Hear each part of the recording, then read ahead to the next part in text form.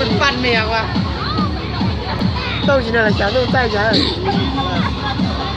กินอะไรจ้าใส่เกลือผู้ใดวะ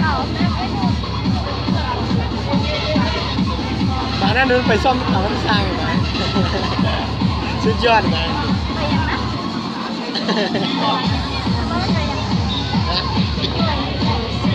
เป็นบอกมันไปซ่อมมันมีสร้างมันมีสร้างด้วยบอกส้มมันส้มจากเกลือเนาะ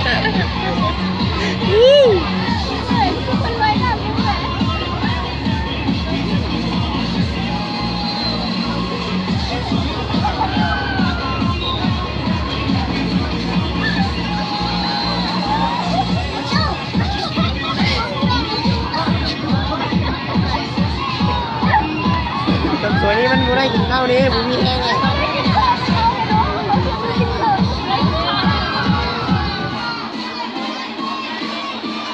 ได้แล้วสูงอ่ะได้พี่โน่อันนี้ไงอันนี้พี่โน่เป็นไงบอกมันอยู่สู่ไทยบ้านเดียวเนี่ย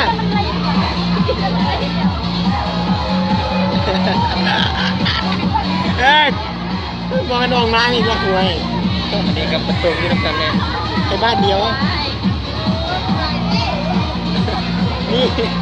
เอ้ยไอ้เนี่ยยศนูตาโล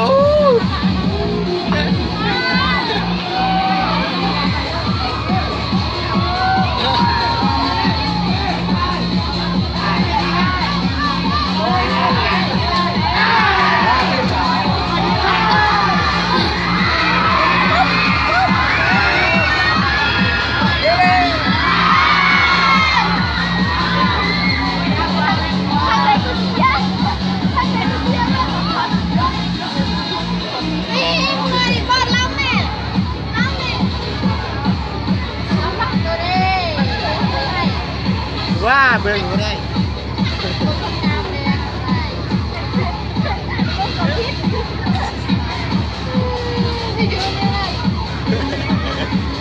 มีย้อมแหละ